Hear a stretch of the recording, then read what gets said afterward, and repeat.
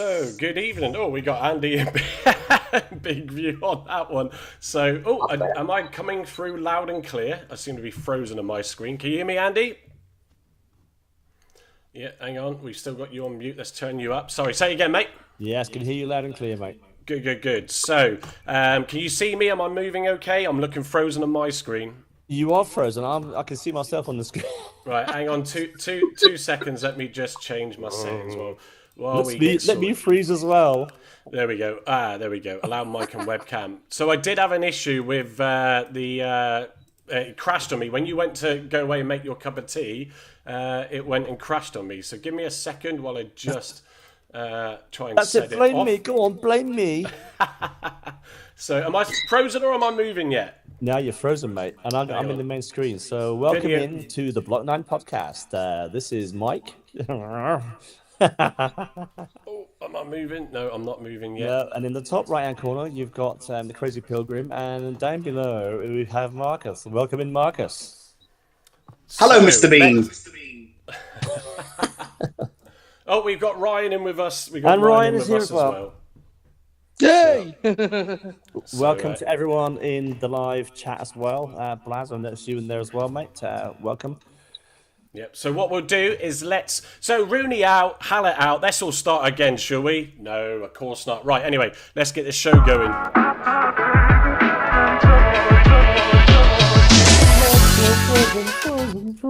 So, yeah, evening everybody. I am frozen, but there you go. That's not a bad thing for you all. The wonders of it crashed just before we went to start the countdown. And Apple is very fussy with giving permission to everything. As long as you can still hear me, though, that's the most important thing. The people that matter are here, aren't they, to be fair? Yeah, exactly. So, yeah, like Andy said, welcome everybody for joining tonight. It's going to be... we're hoping a calm, sort of very thought out sort of show tonight. There's obviously a lot of emotions running high after yesterday. I was at the ground. It's the first time I've been away for a long time. I enjoyed the trip. I went with mate Michael Gavin Jones, and we chatted in the car a lot, or maybe I did, about the situation as well that we're finding ourselves in, and some good opinions coming across. One thing that we are not about, although emotions were running high in the chat, I have to say, after or during and after the game, is I'm personally, and I know Marcus and Andy, Ryan might have a different view who's joining us tonight, not about to sort of go, let's just get Rooney out, let's just do all this, let's get Hallett out, we need to bring in that billionaire with loads of money. We want to go through the situation that we're finding ourselves in. We'll review the game, yes, and we will have a Bristol City fan that hopefully will come and join us as well. So, Paul, good evening to you, mate. We've also got Blaz, who's with us as well. There's my son, who's also watching us from upstairs, which is always good. So, Andy, it was all kicking off in the group chat between you, Marcus, and Carl, in fairness. You were listening on the radio. Carl was watching on live stream. Obviously, I was at the ground. Marcus, I think you were listening as well. When we saw that lineup, were we expecting anything but a bit of a defeat? Well, I think defeat is a fair assumption. We did well. It's a game of two halves, to be fair, wasn't it? We won we didn't win the first half. We drew the first half, and the second half we just fell to pieces. But looking at the team selection, it didn't fill me with any inspiration. Bringing in Houghton, bringing in Poulsen, no Souks. It was discouraging, to be fair. Yeah, I mean, Marcus, what was your reaction? Pretty much the same as everybody else's with that lineup when you saw it? It was basically, oh God, you could see what was going to happen. We're just lucky that we come in half-time 0-0. If it wasn't for the goal, we would have been. Yeah, definitely. And Ryan, welcome to tonight's show. Good to see you back on. Ryan normally used to join us when we were streaming on TikTok, so it's good to get him in and others as and when we can, although he's just switched his camera off. Oh, there he is. So, Ryan, your initial thoughts when you saw that lineup? I was like, how many is it going to be? Because I honestly was like, this is going to be a defeat. but how heavy is it going to be? Yeah. I think when I sort of looked at it and I was chatting to Gavin and we were talking in the group chat, it was just like, there's one hand where Rooney felt he had to, after the Norwich game on Tuesday, felt he needed to probably sort of set a precedent by dropping a few players, mixing it up, but it's this mixing it up that seems to be constant at the moment, and sort of there's a lot of discussion and some absolutely valid about it's unsettling the team, and and they're not able to find this rhythm. I mean, it's a fair point, Andy, isn't it? I mean, if you sort of look at that, you are trying to say to yourself, well, okay, we've got Houghton coming in, we've got Forshaw starting, Izaka, Ogbeta coming back in, Poulsen starting again, and it's really not working out for him. And Hardy, obviously, with Gibson, who were 2 injury doubts, also in the starting 11. Yeah, I mean, you mentioned some experienced players there. Jordan Houghton is an experienced player. So is Forshaw. So is Hardy. Isaka, on the other hand, probably hasn't got that experience that we want him to have at the minute. Poulsen, not too convinced. Ogbeta is probably another one. I feel for Ogbeta because he's been made a bit of a scapegoat at the minute because he's not getting that regular team play, and you can understand why, because he's not much cop. That's a fair assumption. Yeah. It's a shame we had Zooks out as well, because Gibson and Zooks at the back. Goose. Talk to me, Goose. Talk to me, Goose. Gibson and Zooks at the back seem to be a strong pairing, whereas Pleggy and Gibson maybe not on the same wavelength. I feel for Pleggy. Poulsen, he was caught out a few times, and there was a remonstration between him and Isaka as well for being in that position. And there's a lot of miscommunication, if you like, in the squad. Yeah, I think, Marcus, coming to you, I think for me, sort of being there, I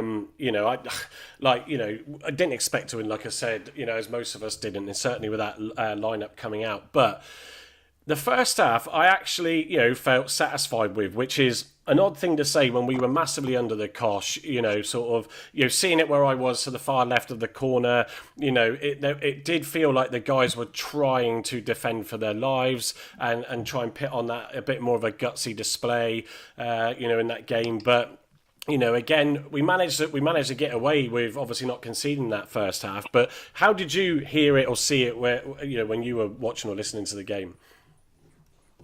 I thought the first half we was basically hanging on. It was only because of wayful finishing that we actually came in at 0-0. But the thing is, it's like every time that they score, we seem to crumble. It's not just a one-off; it does it every game. Yeah. But the bit where Grimshaw came running out and had a right go at Poulsen. Which is the second goal, wasn't it? Yeah, but that's concerning in itself, because Poulsen, I know Arteta gets a lot of criticism, but Poulsen, I wouldn't even want to play for the club ever again. Yeah, I think. Look, I want to break it down and sort of stay focused on that first half because we know the inevitable that's sort of coming here. And effectively, I felt when I look at it, Gibson I thought did really well. There was a lot of sort of clearances from inside the box that he had to deal with, and you could see he seemed up for the fight.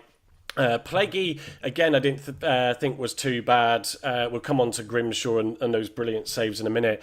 But coming to Poulsen, Marcus, it's just not right, is it? I mean, he's had his time, and with the greatest of respect, regardless of any excuses. There was that player on the far left for them. I think was it their number 11 that was just hiding, waiting for the pass to come through.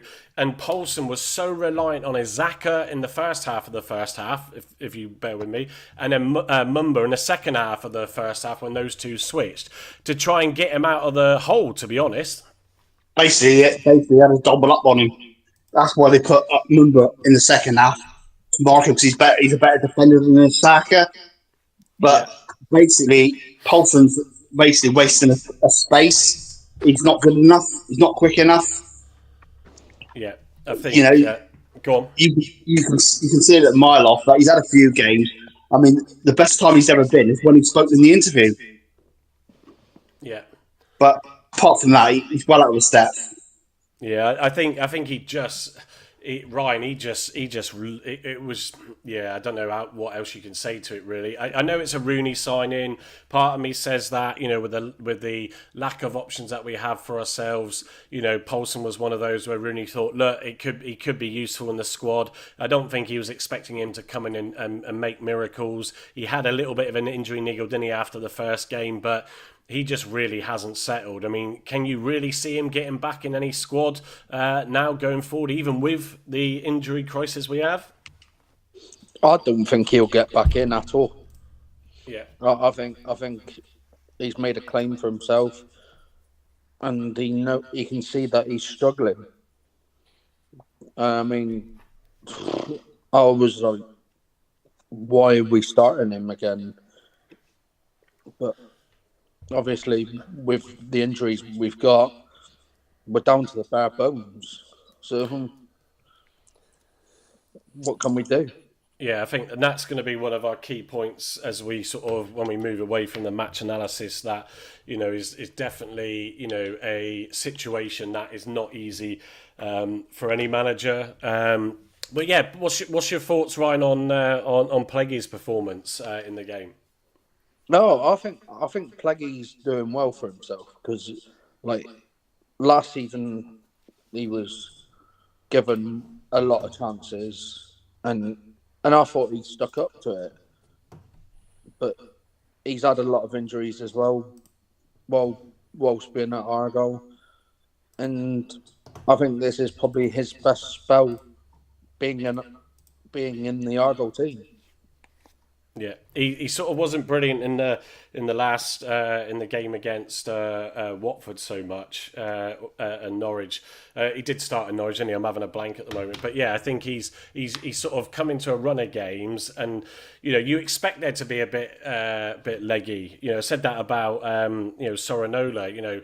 Where in the Norwich game where he just was lacking that sort of, he's not the best player, but he was having better games prior to that, and he just was all over the show, and you just felt the legs were getting heavy in that instance. Andy, sort of, that back line. Obviously, Ogbeta, I didn't think Ogbeta had a horrendous game. I mean, no one had a great game. It was an embarrassing performance, in that whole match. But, you had the front line, you had Houghton and Forshaw coming in, and I felt they did well. And why I hand that over to you, I'm just going to have to leave and come back in because I have a blank screen. I'm hoping it doesn't kill the stream. So if it does, I will reconnect it. But as you guys are in, it should be okay. So I'll just, because as I cannot see what's going on. You can hear me and I can hear you, but that's it. So Andy, if you follow up with that midfield lineup. Yeah, so, Forshaw, probably the old head in there. Houghton, experience. Poulsen, again, we're looking at, Mumba playing further up, wasn't he? And Isaka. Mumba's got the skill to do it. Isaka, I don't think he's right for this league just yet. It's a bit too much for him to sort of get regular footballer. But then again, if you don't start people like that, then you're not going to get to see how they play, if you know what I mean. It's chicken and egg thing, isn't it? Do you get them in there and try to blood them first and try to get them to play? Or do you sort of leave on the sidelines to watch on? And again, Rye said to it earlier on, we didn't have much choice, really, did we? We didn't have any option other than to play these players. So it's very difficult. It's very difficult. I don't think we pressed high enough, to be fair. I don't think we're feeding the ball through to Hardy. Hardy had a lone furrow up front, and the ball just not going through to him. So you can't blame Rooney for that because he hasn't got the players at his disposal to bring in to have that sort of settled team, if you like. I don't think we've had a settled team for quite a while now, and it's a shame that we can't sort of we can't find that settled team because of injuries. 8 injuries to key players, and suspension came in as well. We had Sissoko out and. Oh, we literally just lost Andy. You've come back and Andy's gone. It's like he got that 5 minute alert on his MacBook. Your battery's about to die. Please connect me. So Marcus, I'll come to you. So for me, out of a bad bunch, and I know sort of. Forshaw is not everybody's favourite, and effectively he welcome back, Andy. Yeah, sorry. Did you get that last lot, Mike? Sorry. Yeah, no, we did. We did. Okay. So I'm just sort of picking. I want us to try and stay focused on the points and sort of like with that midfield with Forshaw and coming in with Houghton. I felt they did all right. I mean, there's a lot of the stats, in terms of their performance overall. But actually, from what we were seeing live, which is always never the best of angles, I thought Forshaw was probably one of the players throughout most of the game that was trying to do something and trying to get stuck in. Houghton, equally. But for me, it's just like you've gone with a very defensive lineup to try and hold Bristol City back. And like I said at the start, it's lucky that they didn't have any strikers of any quality, because they could have easily gone a few goals up in that first half, even if you ignore the triple wonder save that Grimshaw took. So, and then obviously out either side of them, you had Izaka and Mumba, who, again, with no opportunity to take the ball out and attack. There was a rare moment in the game where we had that in the first half. There's not much they can really do. And the usefulness of Izaka was actually trying to get back and support Poulsen, who was too slow. And when they switched sides, obviously it ogged better. But you really struggle to understand, other than go out there, guys, and just defend, I don't know what else there was really into that game plan, Ryan. What do you think? To be honest, I don't think there was much of a game plan. Hopefully, it was just to keep the score as low as possible for as long as we could. Yeah. And I mean, to go in 0-0 at half time, that's obviously a positive, because the last time. That's the only positive we probably have from that game. But and so we've gone in 0-0, and he's probably thought, well, we've gone in 0-0, let's go and try and win this or get something from this. And I mean, are we really that bad away from home? I mean, I've seen some awful performances, and I've seen some great performances of time, and I think we're just struggling full stop. Yeah, you can. It's difficult. Everybody's tone, sort of we're going to come into a bit more of the expectation and the situation after we get through the game, and we have got a Bristol fan that might come in for us in the next 10 minutes, and we'll happily go back to it. I mean, sort of just coming on the stats, but before I do, Josh Leach, good evening. Poulsen will get more game time, not that he should. I refuse to believe that he was on Argyle's radar before Rooney came in with their DC connection. Yeah, absolutely, Josh. And as I just said, I think he was almost one of those, right, I can find someone and bring him in, and he probably isn't going to set the world on fire, but as a squad member, it helps. I think he was expecting him to help be a leader at times, and he's supposed to be that right back or right wing back, but yeah, his legs look gone, but he may end up having to still use him, because one of the things that we certainly aren't infallible of is getting more injuries over this festive period. So looking at the stats, so shots on target, no surprise, 12 to 2. Off target, 6 for City, 2 to us. Block shot, 6. And obviously none for us for obvious reasons. There wasn't much of a sniff. Possession-wise, 66 to 34. Corner kicks, 5 to our 2. I remember one of them that Randall took.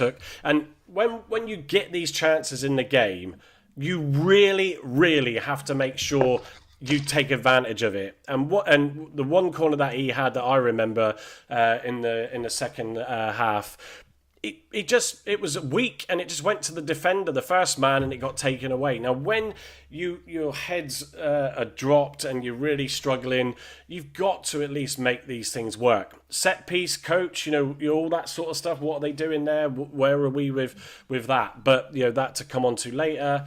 Offside's irrelevant, really. Fouls, obviously, a couple of yellow cards overall. Goalkeeper saves, which I think is talent 8.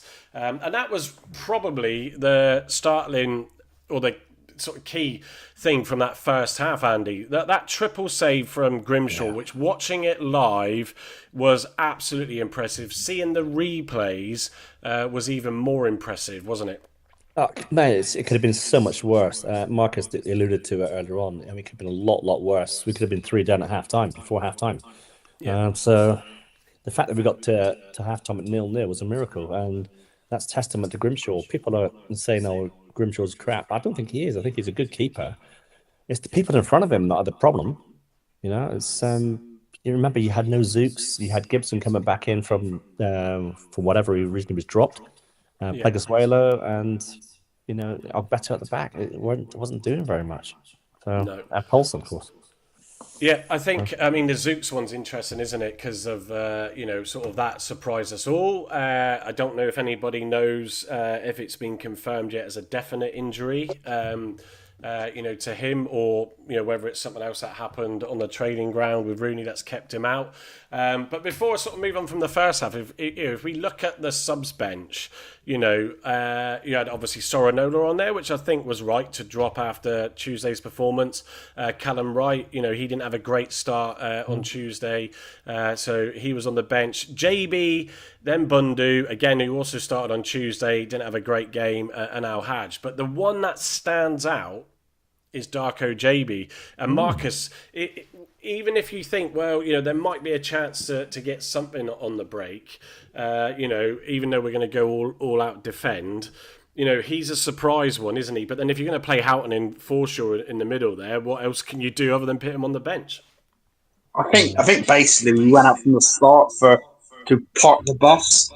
I think they went for the 2 experienced holding midfielders alongside Randall. And I think that's what it was. When the first goal went in, then that's when things changed. But the first half, according to Rooney, it went according to plan. He did say, I've got his notes up to read out in a minute. He did say that the plan was to try and hold it out for 60 odd minutes, and then try and have a little bit of a go. And you could say it was working. We were obviously taking a lot on, and if we come on to that second half, I felt at half-time, I said to Gavin, there could be something in it here. It'd probably be good. You would need to make some subs, really. I felt Hardy seemed a bit leggy. There wasn't much he could do, but there was just something that sort of you sensed with it. And I thought if he can sort of bring something on, if we can hold it out. And typically, he had Obafemi and Gray lined up. Could see that. He did say. I've right before the sort of goal went in. So you were just like, it's so typical. I know you guys in the chat went mental, going, we should have made some subs, but I could see they were lined up. But that goal went in, and after some intense pressure, to be fair, from Bristol, they came out early. The manager sent them out early, sort of Ryan.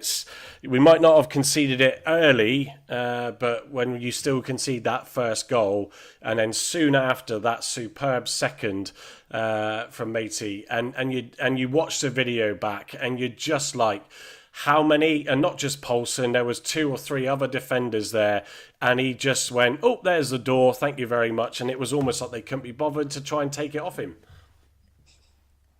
Which is a shame. Say the least, mate. Is that your only thoughts on that bit? It's a shame that we couldn't do much more. Like Hardy chucking him back in the deep end after he's been missing for the last 3-4 games. And I think, did he get the right decision in starting him? Yeah. Yeah. No, Yeah, I've did just. he have an option? Yeah. No. Well, that. Yeah. That is that. That is that. I've just bought Josh, who's a Bristol City fan, who's just joined us, just finished work. So, we always done on TikTok where we can bring in an opposition fan. I mean, Josh. I mean, we were singing to you like we're drawing at away. We're still drawing away, and all throughout the first half, etc. And you're like, well, then we might be able to hold on here. And then as soon as you got that goal, that was it. Then game, set, and match. Are you there, Josh? I think he might have frozen. There we go. No, It's a bit cold in Bristol, to be fair. he's. It looks like he's a bit frozen. I shall boot him out in a nice way and see if he can come back in. So it's always typical. So yeah, right. Go on. Just go on with your thoughts on that goal. I haven't really seen the goals from the game because I think a heavy defeat away from home's not good for anyone. So it's not going to be good for my mental health. Got mental health live later on, I right? haven't seen any of the highlights of the goal, but to lose in the manner we did, I'm not happy about it. But like we've suffered with bad losses for quite some time now. So Yeah. Let me. Josh is hopefully back in. Can you hear us now, Josh? Yeah, hello, evening. Yeah, Hi, hi, mate. mate. You're right. So. Yeah, so we're sort of digesting the second half of the game, so you've come in at sort of the right time. But I don't know if you just heard me saying, obviously, we were chanting saying we're still drawing away, and must admit we were quite stunned that we held it 0-0 in that first half. You probably missing that final sort of bit of quality with a striker to pit some of those chances away, because you did have some good chances in the first half. But yeah, then when you scored, the floodgates open, which is typical for us at the minute. Heads drop and multiple goals go in. Are you still there, or have you gone again? Oh no, I yeah. don't know. Give us your my thoughts, mate. connection's playing up Give for it. some reason. I'm sorry. How is it? That's all right. See if you can get some words in now. Hello. Can you not hear us? I can hear you. Yeah, we can hear you. Far away, mate. What was when? That's right. So Right, obviously you confirmed. got the first goal, and then naturally the floodgates opened, and the rest is history. It ended 4-0. So yeah, what from a Cities fan, worst team you've seen play at Ashton Gate? Sorry to break it to I think so. Like, yeah, this season. Is that right, Josh? That you'd only scored 3 goals at home all season, or am I making it up? I think your home form's pretty poor, wasn't it? You lost your last 5 or so. Yeah, like we've only won 2 this season at home. Right. So, And so Argyle come to town, and all of a sudden, happy Christmas. Merry Christmas. it seems like the Cardiff situation again. Yeah. So, any other thoughts then, Josh, on the game overall? Obviously, you're going to be happy with the points, of course. the first half I thought was just a bit flat from us. Like, didn't move the ball quick enough, and then just didn't move the ball quick enough. And then the second half, we scored the goal, and then you just looked like you gave up. So we capitalised on that and scored the others. Fair assumption.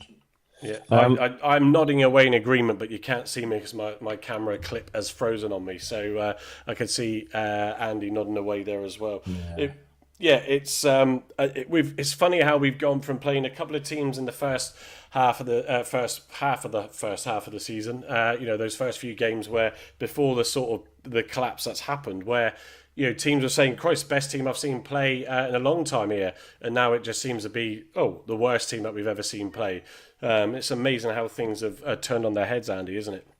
It is, yeah. And again, you put that down to injuries. I think Ryan sort of touched on it. These injuries have just plagued us, haven't they? And it's not to fringe players; it's to players who are in the first team all the time. Your Ryan Hardys, your Cornell Zooks, and Gibson and people like that at the time. Randa was out for a while, wasn't he? And even Ray Clark. Welcome in, mate. So we've had those injuries, and especially at the back as well with what's it called? Galloway, who hadn't played for so long. At the back, he's just no feature. There's been no feature. So we've had all those injuries, and we're trying to replace it with people who aren't up to the standard, who are up to this league standard. So it's very difficult. Yeah. Yeah, and it just actually picking up on Ray's point there. It's my terminology. I'm not a football expert. I just see things out as it is, and the match fitness is that issue where he's been out for a few games, and he just isn't going to be as sharp as you expect him. And when we are faced with the situation with the squad that we are faced with, there's not much you can really do. Josh, before sort of we move on. Any sort of final thoughts, on City season so far? Where do you think you're going to go over the next few games? Because we're going to start digging deep into Argyle stuff. So conscious of just getting your word in before you shoot. I just think our next game is Portsmouth away, so it'd be tough. Big. Like Portsmouth away won't be easy, but after winning on the weekend, we should go down with confidence. But knowing our luck, we probably won't. We will go to Portsmouth and lose. So it's a bit what's the word? Unpredictable. Bristol City are sometimes. One game we play amazing, and then the other week we play rubbish. So who knows with us? Yeah, no, I get that. Look, I appreciate you dropping in. Obviously, it's not going to be long before we have the away fixture. Obviously the first round of playing, everybody's coming thick and fast. And I'd like to hope when we get to that we might be able to steal the 3 points in that game, but I have no idea right now. So appreciate you coming on, mate. But I'm going to just sort of move on to the final. Have a nice Take care, Josh. Bye bye. Thank you for having me. All the best for the rest of the season. And Cheers, you. mate. Thank you. Bye bye. Just going to just move to the next slide. There we go. I mean, the stats overall, I want to move on from the game really. But when you look at it, sort of Izaka getting a high score there. I mean, still didn't have too much to do. He supported and helped defended well. Grimshaw, just superb. And he has been getting a bit of stick. He's still a little bit dodged at the set pieces, because of his height issue. But what a shot stopper, and his reaction times to get back up as well was so evident in that three saves in the space of a few seconds. It was pretty impressive. So let me move on to the league table. So just to show that we're still amazingly just outside the relegation zone. I mean, Andy, if we get a win against Oxford, we can jump them up to 17th. Look. Yeah, exactly. 3 points in the bag against Oxford on Saturday would take us above them and puts pressure on the teams below us, doesn't it? I mean, Hull cannot get one anywhere. QPR still can't win. They drew, and same with Portsmouth. Yeah. So Portsmouth have got 2 games in hand as well on us. Yeah. 2 games in hand, which is important for them to go and win as well. So Bristol City's their first game there, isn't it? As always with games in hand, you've still got to win them. I'm not hearing any echoes. I just put that up. From my I'm hearing side. echoes. So, so moving on really to the sort of the big topics in hand. There was so much emotion after that game everywhere. I mean, you almost to a degree wanted to switch Twitter X off. Because it was getting quite tasty to say the least. And, do you know what? We understand it. We get it. It's one of those things where you do have to put stuff into context. I'm sitting here, and I'll ask the question of everybody, in the panel tonight. But I'm not a Rooney out right now. I think there's a bigger issue, but if we start off, and we've picked up on it at the start here, the squad, we've got some key players out, that are first team regulars, a couple of players in that, sort of normally in there as a to sort of, create competition and be useful as we move between, the home and away games. But it's not trying to make excuses for Rooney because he's not infallible, and we'll come on to that in a minute. But you do you do feel for him in the sense of that, we've been hit so hard. And I put a post up, earlier, just before the game earlier in the week about, the Schumacher start last season against this one. And, my point being that, we were on a similar number of points by a couple in favour of Schumacher in the same position in the table. But you're carrying momentum from that championship title winning season. You're carrying a number of players still that have all played and worked together. They all understand you. Your backroom staff, all of that, was still there. So you're moving into a league where, a bit like Oxford this season, where they carried that momentum. They're having a bit of a stutter, and that I think was to be expected, but they started off well. You do carry a lot of that momentum. Schumacher didn't win any games away, so still had that same issue. And yes, before people scream at me at the screen, yes, we didn't win, we didn't lose by heavy defeats, but he still had a strong squad. And as Ray's just saying down here, Oxford are in freefall, but they had a good start. And how important could that start be for them if they managed to pick it back up? But sort of, Marcus, coming to you on the squad, we talk about it a lot in the group chat, and it does come up obviously in the socials. It's not just obviously us, of course, but that it is a big hindrance. It's a big problem, isn't it? Injuries dropping left, right, and centre. Zooks again after Tuesday, not in the squad yesterday. How long is he going to be out for if he is injured? Well, the biggest concern really is, what is actually Dewbridge doing? The new one who took it from Elliot Turner. What's he actually doing? Because Elliot Turner will have these sort of injuries. Yeah, that's another thing that needs to be looked at, because basically we're on a bare bones. Some of our best players have been out, and they're not short-term injuries; they're long-term injuries. So really, you've got to feel sorry for Rooney. He can only play what he's got, and to be honest with you, the only thing I would disagree with Rooney, instead of talking about Tegan Finn, use Tegan Finn. We've got the injuries. This is the biggest chance to use him than any other. Yeah.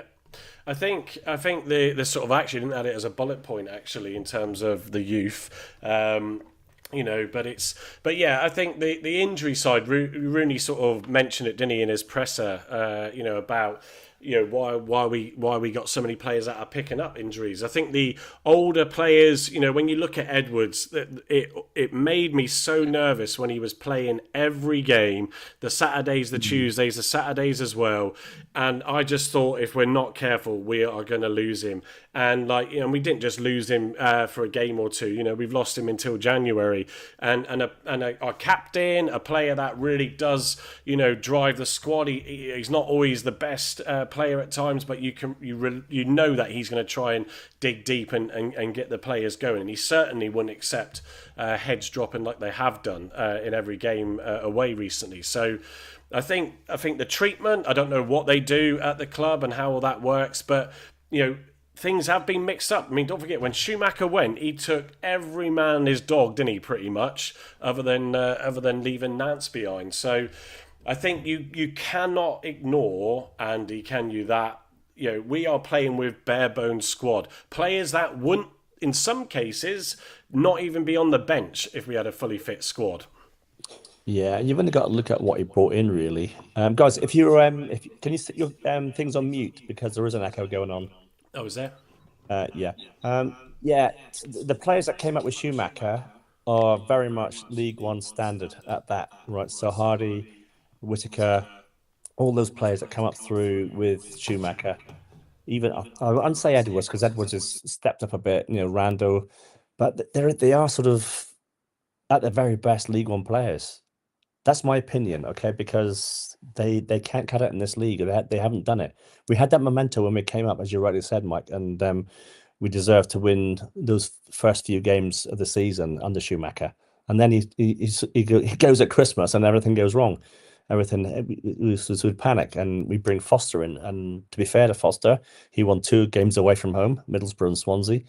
But we didn't really do anything at home. There was like we were too scared at home. We sat defensive, and we tried to play the England way from the back, and it didn't work. So it's very difficult, mate, when we haven't got that sort of quality of player on your side. And we've got players like El Haj, who's probably got a lot of quality, but you need players of that same quality around him to sort of benefit him. Because when you got someone like I don't know, Better, for instance, around you, or Houghton, I'm going to blame I'm going to sort of put the blame on Houghton, because he was one of those that came up with Shuey, and he hasn't stepped up. That's my opinion, right? So yeah, there we are. That's what I think about it, because what he hasn't got a choice at the minute. He's got No, Paulson in there. yeah, Sorry, and go I on. think picking up on the youngsters' point that we do talk about a lot. Marcus is a big vocal on it. Not having that under 21 side. I don't have any kids that play into football. I've got no coaching understanding experience. So I will sort of give a view, but it is a very unqualified view. But speaking to Gavin in the car on the youth, and actually just bringing up Ray's comment now, who is, very familiar as Andy and I know. I only know Ray through Andy, and he sits next to us on the block. But his daughter plays football, his son plays, and he's got the knowledge there. And this is what Gavin was saying to me. There is that, the youngsters are not ready, and that. It's better to play them in a confident side as well, rather than trying to rely on them to do something. I would love to see Finn. I think at times Rooney maybe should just not mention him too often, because that's where we're like, well, why doesn't he then try and use him? Izaka and his sort of another comment that Ray put up. He struggled on Saturday. He did. I mean, he's not a defender, and there was no outlets really. I think he was purely there to sort of fill that sort of position and just say, look, if an opportunity comes, try and have a go. But in all the games, and it goes back to Ray's point, I think I have to agree. Izaka, who I've loved, and when he came on last season for a few late spells, you thought, he has some potential here. He's just looked lost, and with a side when they're drained and depleted of key players, and their confidence is low, there is a point. And I know, Marcus, you're like me. I'd like to see Finn on Carl and Andy himself, but we could do more damage than good potentially, Marcus, doing that. That's the only thing, isn't it? Yeah, he's probably right looking at that, because Isaac hasn't really stood up really. So he could actually be ruined by this sort of team performances. Maybe some of them, like, I know you can't loan out Tegan Finn because of his age, but maybe Isaac and Robert should be loaned out. Yeah. Yeah, I mean, to be fair, Carl noted it. I couldn't see too much. I mean, towards the end of the game, it was like, really, it's just, you sort of know it's gone, and when you're that low down and the opposite end, it's hard to see what's happening. But Roberts came on and sort of had a little bit of an effort at least, which you'd expect him to do.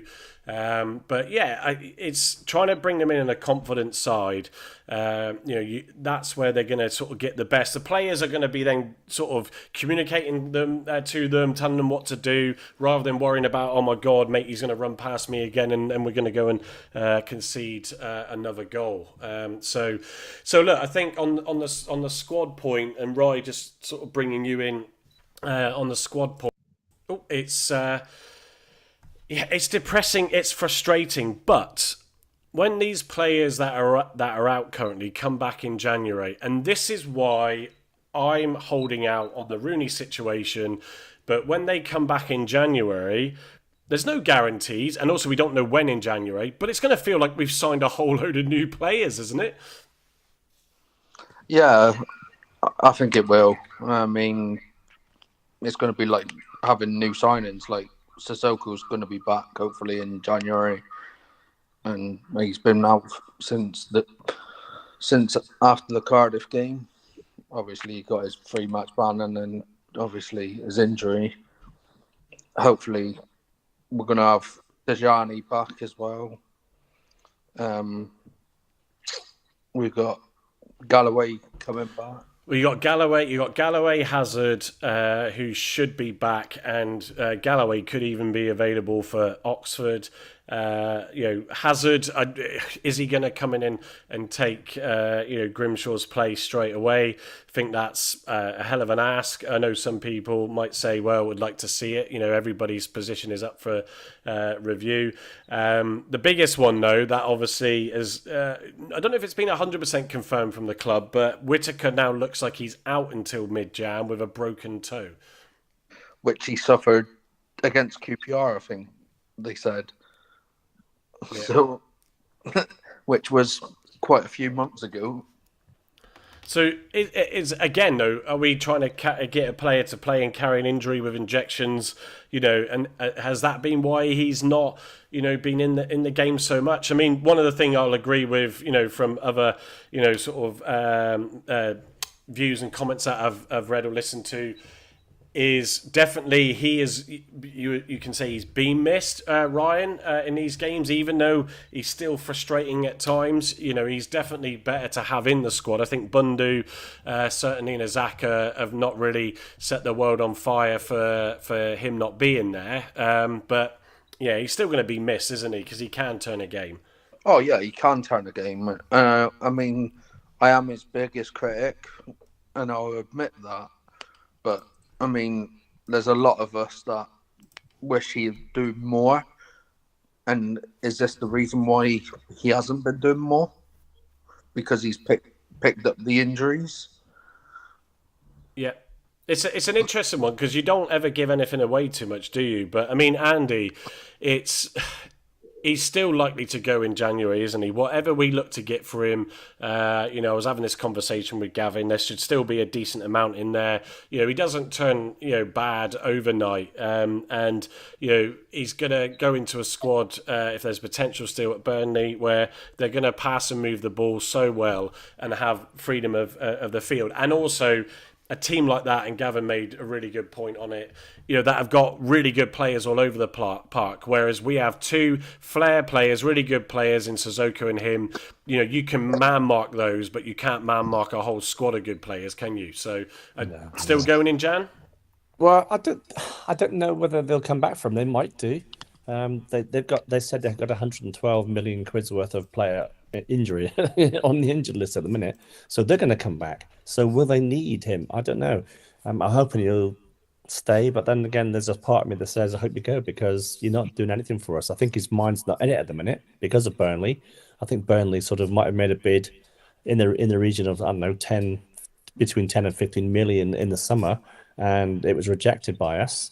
And so he probably doesn't want to play for us because he could have gone to Burnley for like 15 million or so. We don't know. We never know that. Apparently, sorry, Andy, to put in. Yeah, go on, mate. Right. Apparently, both offers that Burnley had offered were with loans with an obligation to buy.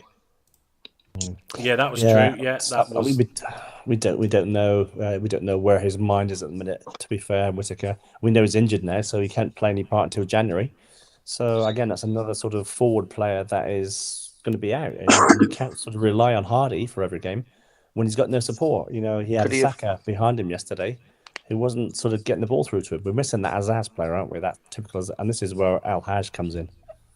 I must admit, hopefully with Al Haj it does. It's starting to do my nut with all the reminders of Azaz. He's gone. People get over it. He's a great player. He's doing superb at Middlesbrough. It's great to see him go on and do a fantastic bloke. As well after seeing what he was doing with St Luke's in the background and while he was here and playing, not trying to advertise that to big up his own profile. But you got to get over the fact that if we'd have put in a bid for him, from what I heard talking to Gavin yesterday, we didn't even get a chance and he was recalled without us even knowing. So, do you know what? There's a lot more things we don't know, so everybody's views are judgmental and sort of hearsay, even when we give it, when we don't really know what's going on in the club.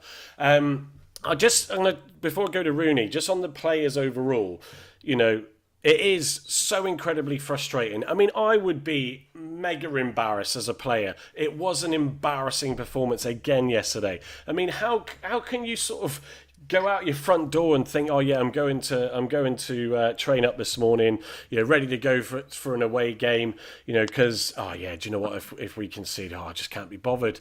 Is this Rooney, losing the players? Part of me is still saying no.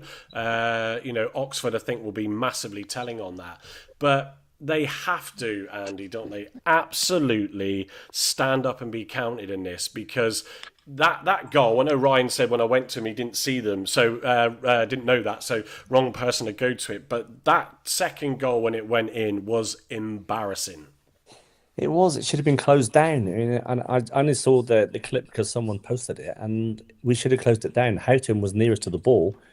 In the first half, we were putting bodies on the line and putting bodies in between the ball and the goal, and Houghton should have gone out to that and at least made a half-hearted challenge. He just stood, turned, and watched the ball go in the net, and it's like, was it him or was it Poulsen? I mean, to be fair, it was probably Houghton both was of them. closest to it. Houghton was closest to it. Poulsen was there in situ as well, because you can see after the clip finished, you can see Ballymumba sort of,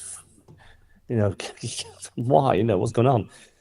So you got to go out and challenge that. And if you're a squad of players and you're away from home, you got to high press if you can, even if it wears you out. We did that high press so effectively last season in a lot of matches, and it worked really well for us because we rushed teams. Teams had to then rush to play the ball, and once they start to rush to play the ball, they make mistakes. So. Yeah. I tell you what I think it was, Andy, is you could see the Bristol players were brought out early, a good few minutes before the Argyle players come out. And I think the manager, because Mehmete was, Trubin, I'll pronounce his name right, was hiding out wide in that first half, against Poulsen. Regardless of if Poulsen is a centre back or right back, I believe his natural is right, but he was hiding over there, and you could see he was getting forward. Like I said, it was either Izaka to start with or Mumba at the end of the first half that was having to cover back. Yeah. And if you're the Bristol manager, you're going to be like, do you know what? I want you just to go at them. If we get a sniff, go at them. And I think what they did is they came at us quite strong in that second half and just wore us down. I know Rooney said he could see that they were looking like they were going to score a goal, so he tried to change it, and then the goal happened. And he was given a 9 out of 5, and in fairness, he was superb. And I think it just wore them down. Poulsen, just not got the legs. Houghton coming back in again, not fully fit. I can't remember if Gibson and that was around it as well, but it was just so easy. And Grimshaw, I do apologise, reaction, running over to Poulsen or whoever it was quite telling, because he could just see what was going to happen in front of him then. And obviously he steps up and gets another one soon after, and it's good night Vienna. So I don't know what Rooney can do on this. So, coming into the point on Rooney, the signing of him, the fanfare, you always try and get behind. I know there's a certain person who absolutely was negative straight from the get-go and will be absolutely and was claiming yesterday, I told you so, I told you so, I told you so. I mean, to stand there and be proud of that, I think is crap and shit, excuse my French, in the first place. Because do you know what? It's not your club. It's not your money. Yeah, you're not the one doing the interviews. Yes, I know his record was poor. We don't know what went on behind those interview doors that really got them interested, that excited to pick Rooney. Who the other candidates were in there. We all made suggestions. We all had ideas. It could have been worse than we even thought because we don't know. And I think, you want to start off and get behind. And there were signs early on, with after we obviously got heavily defeated by Wednesday. Looking back, was that just a sign of things to come? But, he managed to pull it back and sort the players out, and then we went on with some good performances, beating some, top teams, and we weren't perfect at times, but, we had some really great spells. And then those injuries that hit, the Leeds game onwards, Sissoko, getting that red card and then not being able to come back because of the injury and needing surgery. Edwards, no soon after against Preston, it started to really then hit hard. And from that moment onwards, it has been horrendous. Rooney has said that he's tried everything with these players, Marcus, to, sort of have a go at them behind closed doors, try different things, this, that and the other. but it's not worked. And obviously, as people have put it, he threw him under the bus with his post-match comments yesterday. Rooney comes from a club and a set of players that would absolutely stand for no crap from a player in the dressing room. And, so he feels he should come out and do that. Has he lost the players, Marcus? I would know more about that against the Oxford match. If they do the same thing against Oxford, then they have. Because that's twice in a week where he basically criticised the players. Sometimes you got to try different tactics because you can't keep on doing it every week. This is the problem. What the Birmingham fans said about Rooney. Yeah. So, but he can only work with the players he's got. But I don't think he knows his actual system. I don't think he knows who to pick. He seems to have lost it. Like in the interviews, like he's lost it. Yeah, I think it's sort of, for me, he's tried a number of different tactics. I was listening to, I don't have an issue with plugging it because I'm not here for I'd just like to express our views on Argyle as we grow our Block 9 podcast. But I do listen to the Pod for Pilgrims one, and there was a lot of good points on there, and it's definitely one of those where he, do the players know what he's trying to ask them to play, because he's making so many changes, and is that unsettling them because they're like, well, actually, I'm used to passing and turning and seeing so and so there, but they're not there, or like I said, I'm not a coach, but it's one of those where he has tried a few different things, and it's not. For whatever reason, it's not working, but I still stand by the fact that I think the squad situation really isn't helping. I'll just read out some of the points that he made after the game. Obviously, he said he was embarrassed. Right word to use. He said, I think what happened on Tuesday night at Norwich, we came here with a game plan to be in the game until the last 20 minutes, and I thought for 50 minutes we were. It's easy for him to say that. We weren't in the game, that's for sure, but we certainly kept Bristol at bay for a good chunk of it. We conceded the first goal and then we collapsed. Exactly what happened at Norwich, exactly what happened at Leeds away. He goes on to say, as soon as we conceded the goal, the players out there collapsed and we looked very fragile. I was trying to make a change. Like I said to you, they were lined up before the goal went in, because he could see Bristol were getting ready were looking to like they were going to score against us, and he wanted to make the change because he felt I could feel that they were going to score and get the goal before I could make the change. So it didn't happen. They scored it before we could get those boys on. Did they make a difference? Not really, because the game suddenly went away with us with the second going in so soon after.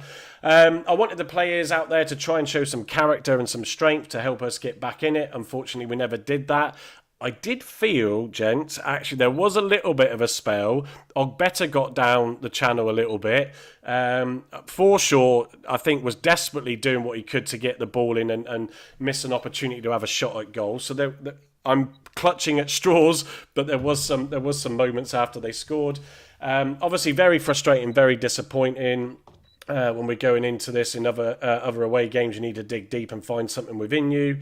It's something which you have to do throughout your career. Players, if they want to have a career, which you'd hope they'd want to have, then they need to do that very quickly because they're not representing this club in the right way. That's a pretty strong statement, almost calling out that the players are not really that interested. We've tried different things. I've gone at them. I've tried to do it with the right balance. I've tried to encourage them, figuring out and finding out that way.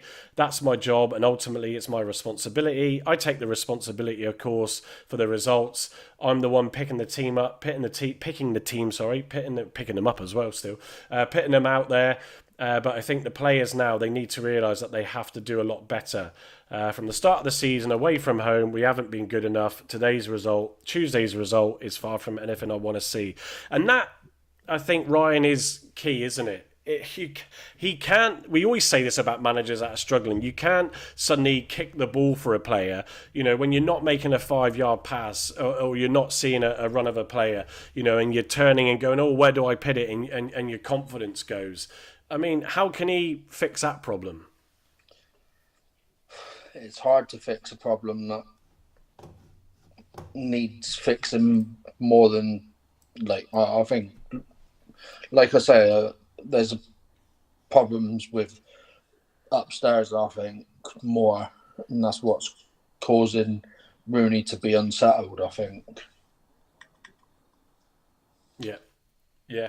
I mean, Andy, your thoughts? I can tell, right, you're proper feeling it tonight, aren't you? And I absolutely get it. I get it. I do get it. So, Andy, yeah, go on, your thoughts. Yeah, I don't think Rooney has lost the squad at all. I has lost the players. I think the players just aren't good enough to play. He has to pick what he's got. If he picks the team that played yesterday, for instance, right? That's all he had. He could have changed that. He could have kept JB in. He could have done this and that. But in the end, he's got to make that choice from the players he's got. And if he's got 8 key players out as well, that's going to make it even more difficult for him. So I don't think he's lost the team. I think there's 1 or 2 in the team that aren't pulling the weight.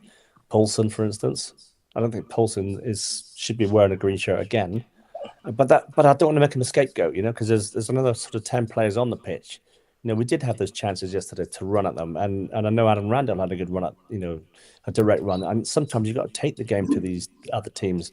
They know what they're doing. They've been in this league far too long now, and we're sort of still the newbies, if you like. We've been up here 1.5 seasons now, and we haven't learned much, Yeah, I think it's one. I mean, there was a few of those players in there that have played in squads, and I think the guys on Pod for Pilgrims, in fairness, said there was at least 7 or 8 from recollection that played in the game against Luton. Whether in the starting 11 or on the bench, and I think that it just goes to show. I think when you've got the flairness of the likes of Sissoko, Whitaker when he can turn it on as well.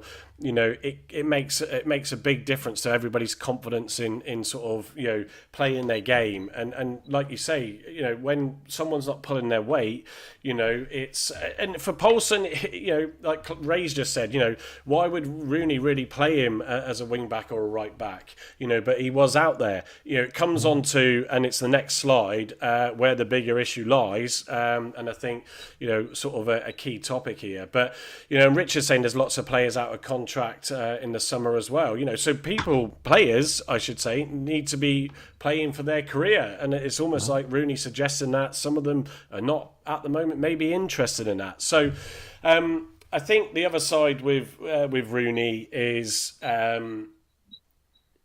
backup. Obviously you got Shuttleworth there. I don't know what his experience is like. At sort of a decent level. I know he's been with Rooney a while. I'm not very knowledgeable on that sort of thing. But the sort of Mike Phelan comment has come up quite a bit, Marcus, Mike hasn't Phelan. it? And it's almost like actually right now would Rooney benefit from someone who not only helped coach and manage him with Fergie, dealt with the tough times as well as the massively successful times, would be a good arm on the shoulder to say, look at it this way, look at it that way, because he is still a young manager, isn't he? Whether or not he's been gifted a decent league to start managing in on more than one occasion, he still needs that experience and good head on next to him to sort of tell him when he just don't keep changing it, do this, do that. Do you not think? Yeah, but especially when Phelan actually publicly says on TalkSport, if Rooney needs him, just call him and he'll come. Well, that's a pretty much of an offer saying, I'll be there. Get me. Yeah. That's the because I don't think Shuttleworth has ever done any coaching apart from with Rooney, Derby, and in America. But apart from that, he hasn't got none. No. Because wasn't he sort of an analyst before that? No, he played in non-league, I think, as well. I don't know what. Yeah, there must be some sort of connection with Rooney sticking out with him, which whatever that is, I don't know. He's a hands-on type of guy like Nance is, and he wants the best for the players. We can tell that, and like Nance is really hands-on. You can see that. but having two people that are quite hands-on, could that be the negative? Possibly. Yeah, I think you almost want someone to be like feeling would be, I think, just sort of like sat in the background watching the training going on, not getting involved. Bless him, you'd probably say I'm too old for that anyway. But just then analysing things and sitting down with Rooney afterwards, and say for fair sake, Shuttleworth, and just saying, right, okay, what are your thoughts? What you're thinking? Right, this is what I've seen. This is what I suggest you do, because that, I mean, when someone offers you their services like that, you do wonder whether or not Rooney turned him down or we couldn't get him in because of certain restraints, on costs or whatever. I'd find it hard to believe, but yeah, I think it does feel like at the moment that he needs that, and it sort of will come on to the person who should be doing that as to where we think the bigger issue might lie. Josh, the comment I just picked up, when Edwards was playing at right back, he was bombing forward and JB would cover. Absolutely right. I don't see why we can't try that with Soranola. He seems to be a player willing to put the effort in. I agree with that. I think he got too many games in close proximity, which is why he was, just too leg heavy against Norwich, trying to get back into that match fitness, and playing so many games in quick succession. He really did look out of sorts on Tuesday night against a team that were superb at moving the ball and breaking forward. So if I just hide that comment. Tactics, obviously we've touched upon. Recruitment has also come up into question. We know we've got, sort of a player budget constraints and all this sort of stuff. But I'm going to move it on to this slide because all of these things are connected to. Actually, we've already mentioned that. I'm on the slide next that I'm referring to. But yeah, just a reminder: Galloway has a December. Touchwood for Galloway. It'd be great to see him back. Edwards, Sissoko, Whittaker now Jan. Tajani still Jan. Souks we don't know as of yet. So the bigger issue, there he is on screen. I'll come to Andy on this one in a second, but when you look at the director of football role, and Mark Lavelle hit this on the head on the Pilgrims pod earlier, he is the director of football. He's responsible for the manager selection or head coach. Let's call it that, 'cause that's what they are right now. The recruitment side, everything that revolves around getting the team out on the pitch. That's what he's responsible for. Schumacher, supposedly there were tensions with Dewsnip before he left. Obviously, he appointed Foster. He appointed Rooney. For me, I agree with what was said on their show that players move on when they're not able to compete in this league, and they've been great servants, in the past. But when you're stepping up a level, and we've got a few of them now, maybe because of contracts or whatever. But there's just a time at which you have to say, look, it's not right for you. We've got to change things up and move on. When do you say, Andy, that this man, he loves the limelight and coming in like the hero to rescue and save the day? I don't know the bloke, so this is all just our views, because I know Andy and Marcus are the same. But when do you sort of turn around and say, does that need a change in leadership there? Against Oxford on Saturday, probably. He's like a puppet master. It's got to undermine Rooney, because if I'm right in saying Rooney was under him up at Everton when Rooney was a kid, so there's that mutual respect there, right? For I can't even mention his name, Dewsnip. No. Neil. But I just don't think he should be in that position where, if he is overruling Rooney and making decisions for him, which aren't working for him, then Rooney's the scapegoat. It's almost like you're setting Rooney up to fail, because it's like what he says and rather than what Rooney says. And that's a shame, because I think Rooney has got it within him. He just needs to he just needs to do his job. I ditch his role as head coach, right, and have him as a manager to manage the club. Do you think Rooney's experienced enough though to take on a true manager's role? Well, he can't do any worse than what we've had. Schumacher did all right for us. Foster, I don't think he was a manager. He was a head coach. I think you've got to let him do the stuff. I mean, Fergie did it for Man United, didn't he, back in the day? And Ray Clark will love this because he's a Man United fan. So Fergie would give you the hair dry treatment, right, like Rooney's trying to do, but he'd also stick his arm around the shoulder and say, "Look, come on, let's try it this way," and pick them up because they might be going through stuff mentally. We don't know what these players are going through mentally. I know they're in London at the minute, but that's besides the point. On a Christmas party, I bet. It is part. They're probably having a Christmas party in London because it's going to be a heavy period for them over the time. But in saying that, Fergie knew exactly what to do when he gave the player the hairdresser treatment. Neil Warnock was the same.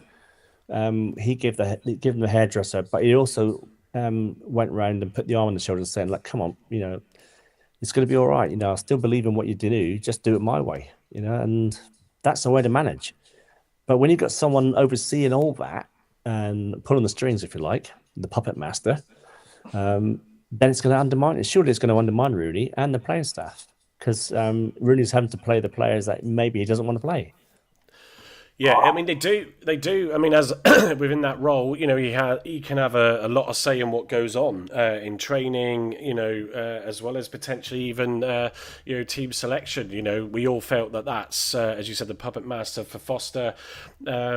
There was a lot of that going on again. Reiterate, we don't know for sure.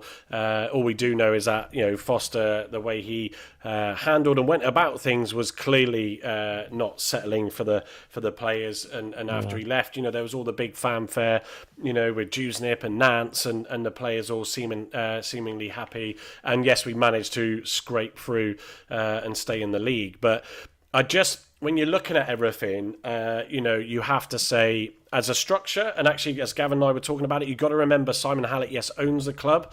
And I know that's a big issue for a lot of people, but do you know what? He does own it. If you've got the money and you can own your own club, it's a different ball game. But the fact that they're non-execs, so they're not involved in day-to-day, and that's what Parkinson's there for, Dewsnip as director of football, etc. So they are left there to run things, and you do start to wonder whether or not Dewsnip is getting a little too big for his boots, and feeling like he's the one that's actually running the club, while Simon is off doing his other stuff. But that's my opinion. I know Marcus and Andy, you don't disagree. I mean, Ryan, what's your thoughts? Obviously, you're not in our chat group, but it's good to see what you think. Do you think Dewsnip is a big part to say in this? Right, I'm going to say this now. Get him out of the club. Right. So, I mean, I think that clearly gives your opinion. I know he's I've spoke to him a few times, and yeah, he is a nice bloke, but his footballing brain and all that, get him out of the club. He's too involved in women's football. I mean, yeah, he won a gold medal for Canada women at the last Olympics before last because he went with them with the call up that he had because he was director of football at Argyle still, and he won a gold medal. And he thinks he's running this place, and it's not. He needs to be gone. I mean, every person we brought in that ain't local have all been Scousers. Andrew Parkinson, I know he's not a Scouser, but he came from Liverpool as a chief executive. We had Ryan Lowe, Stephen Schumacher. We had Ian Foster. They're all seeming to be Liverpudlians, and they all seem to be Neil Dewsnip's men. I think the one thing you can say, Ryan, I mean, obviously he did have some of that early success, coming in 2019 and influencing, those appointments. But everybody has a level, don't they? And it's a difficult one coming into this league for anybody. We didn't carry the momentum long enough with Schumacher. We'll never know how that would have panned out. The talk of, and I've been sort of replying to comments on it, but staying out of other people's posts on this about, sort of Schumacher could do much better with this squad. You have absolutely no idea whether or not that would be the case or not. Would Schumacher want to come in and off the back of this if anything did happen to Rooney, which I don't think it will. No, I don't think he would do. And I go back to how he started last year. So it does for me. It's just something that you have to consider, because you can't keep going on, getting rid of a manager, and sort of just not go, well, hang on a minute, do I need to look higher up the food chain? At the end of the day, Marcus, I think you're in agreement as well on this one with using it being potentially the bigger issue. Because I've heard both of their interviews, Schumacher and Lowe, both were asked why did they go to the Burnley game because Deuce invited him. That to me is a red flag. That's undermining Rooney before you start. You don't invite your ex-managers in the director's box. That's a bit of a red flag to me. At least give Rooney a chance. In my personal opinion, Shuttleworth was brought in because they didn't want someone like Mike Phelan who wouldn't put up with it. Yeah. And Shuttleworth is Rooney's man. Yeah, but Phelan would actually sort that defence out. Yeah, I think it's a good point. Whoever's the defensive coach is, my God, he couldn't run a local village team. We don't really have a defensive coach. No, that's part of the issue as well, isn't it? Which does come down to funds as well at the end of the day. But we don't even have a set piece coach. No, and Simon Ireland. Well, he probably is the actual. It's Simon Ireland, like taking corners and stuff like that.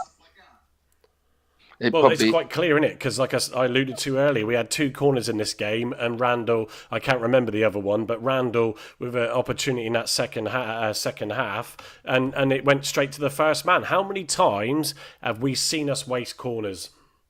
Every single corner this season.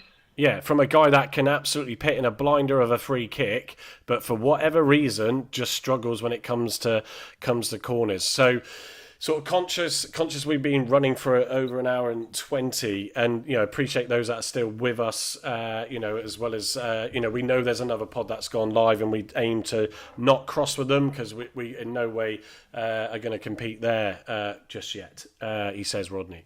So I think there's definitely questions with Jewsnit. The big thing coming forward is how massive these next 2 games are, because it's gonna tell us a lot really about can Rooney get himself out of this rut that we've chopping and changing the team. Can the players actually at home come and show some fight and take the game to the opposition here?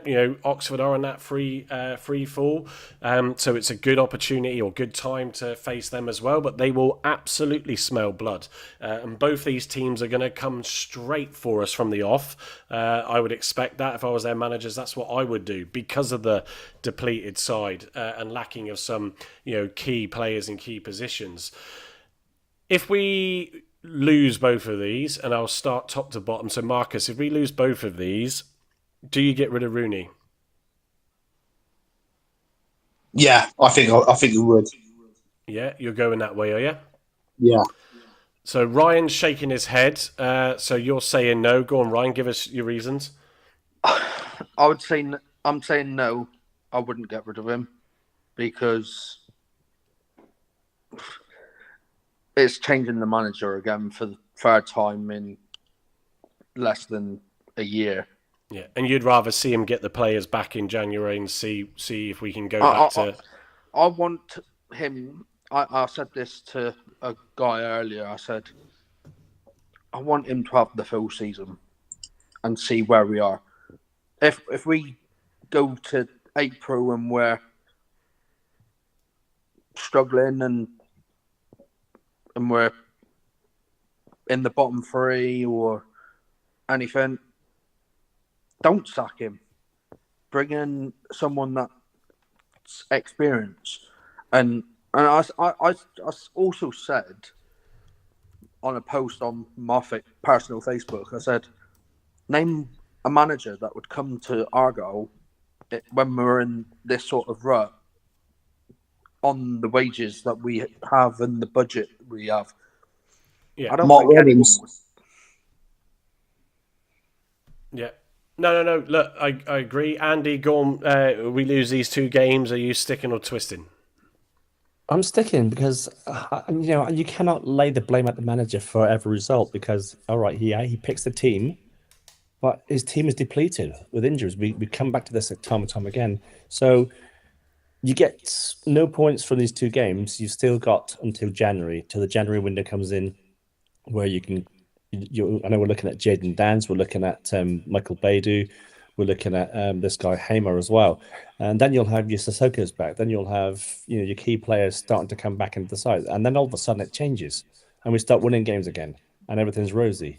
Is that the sort of risk we're going to take? I mean, if we're going to get rid of Rooney, I would sort of almost leave it till after the January window, a couple of games after that, because you don't know what we're going to be playing like. That could just have the effect. We could have those players coming in who are going to make a difference to, say, Al Hajj's game, because Jaden Dans and Michael Baidoo are probably the similar sort of player to El Hajj. So, no, I'm sticking with Rooney for now until, I would say, mid to late January.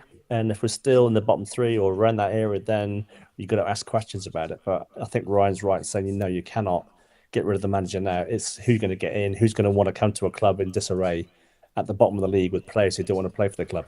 You're going to have a motivator. So, that's my opinion. Yeah, and no surprise with the way I started off the show. No, I wouldn't get rid of him. I think, going to be honest and blunt with everybody. It may well get more painful before it starts to turn good. I definitely need to see the players step up. I'm on the fence that he hasn't lost the squad. I think throwing him under the bus, as it's been coined by others, with his comments is not great. It depends on on how Rooney sees that from the experience and knowledge he's got and the way that he has called them out about are they really wanting to play for their career. I think Oxford is definitely winnable because of what I said about they're in a bit of a free fall with it. Swansea would be maybe a bit more tricky. I think if we could get 3 a win against Oxford and then a draw against Swansea, if not a win obviously, then sort of that 4 points would be would be okay. Obviously 6 would be amazing, 0 would be a nightmare and would see us absolutely in that bottom 3. But I think the point being is I don't think Hallett's going to fire him, and I don't think he'll fire him at all. He was absolutely stubborn with Foster, and that proved the point until it really got to the end where it was like, right, we need to do something to change it up and see if we can survive in this league. He has been known to be happy, or has been quoted, for saying that as he'll be happy to a degree as a yo-yo club. I've avoided pitting a specific point on Simon Hallett because I think the comments that have gone out there on him are an absolute joke. Yeah, absolute joke. Because all those, that certain person that is a told you so, exactly that. Oh, there's twat. This guy. It's his money. Did he expect all the success that we've had? No. Is it great that he got it? Is he happy that we got it? Of course he is. Has it been challenging? Yes, I absolutely agree with the infrastructure side. Sorry, Andy, but that's how some really good stable clubs of rugby. We were talking about it yesterday with Exeter Chiefs, Gavin. Bristol City themselves. I mean, but they've got a serious financial backer in Lansdowne there. But it's one of those where he's got a decent amount of money, but he can always take them forward. People have to suck up the fact that it's his club so he can do what he wants. We all work in jobs where, do you know what, we don't like the way things are being done, and you sort of go, oh, well, I'll be doing it this way, I'll be doing it that way. The fact is, it's not your business, so you can't do it your way. And I think, people have got to get off their high horses. I get it as fans, everybody's passionate and doesn't want to see us suffer. Oh, do we think that Simon Hallett sat on his big lounging chair in his house in the States, with a glass of whiskey, smoking a cigar, chuckling away at the state of the club. Absolutely not. He has got a team in there to run the club, and there will be a point, and he is over, as we know, and he's got that forum tomorrow, which could be interesting and tasty. But at the end of the day, when it's not your money and you can just go, yeah, let's chuck loads of money in it.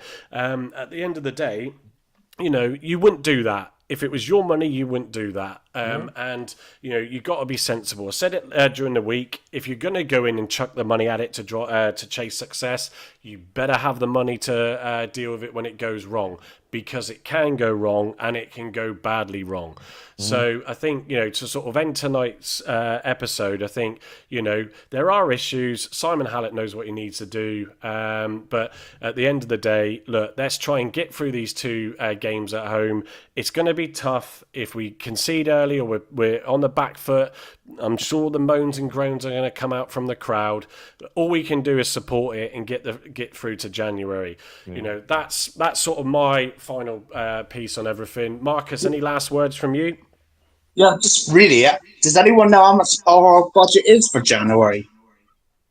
God knows, but it will be based on some of Cooper's stuff. If we sell Whittaker, we do know that obviously we think Beidou is a done deal at around 1.82 million, is what we're hearing. But yeah, I don't know. Because that's the most important thing. Because we've still got 1 loan left, haven't we? Jaden Dance, probably. We do. Yeah. And actually, I was meant to say this, so thanks, Ray, for putting that in. Even though these players are coming back in Jan, they are going to take, I was saying this on our WhatsApp group earlier, it's still going to take a couple of games for them to get back into the swing of things. So, I'm not going to be jumping on the bandwagon in January. I'm not going to jump on it at all. Like I said, it may still get ugly before it gets pretty again. Ryan, any final thoughts from you before we sign off? No, apart from just think positive.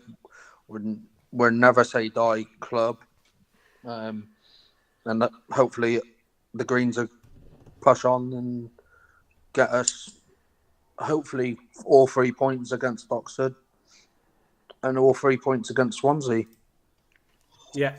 Yeah, exactly. Andy, I can't remember the club's name now. Ben has just said, Swedish club.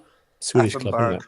Yeah, so Ben, I'm sure he was the one that we were trying to chase down before the transfer window shut and was really keen to come and play for Rooney. We were all fairly excited about the prospect of him. I believe, and supposedly it's come from Parkinson, speaking to Gavin, that the deal is done. It's only us that can pull out of that deal, but it has been done. If that's the case, then that's good news. So as we see it, but yeah, final thoughts, Andy, from yourself. Yeah, just coming back on Simon Hallett, right? I'm going to 3 facts about him, right? 1, he's a fan, right? He is hurting, just like we're hurting, right? He's seen his club getting beaten week in, week out away from home. He is hurting. That's going to hurt him. He won't like that one bit. Does he blame Rooney? Probably not.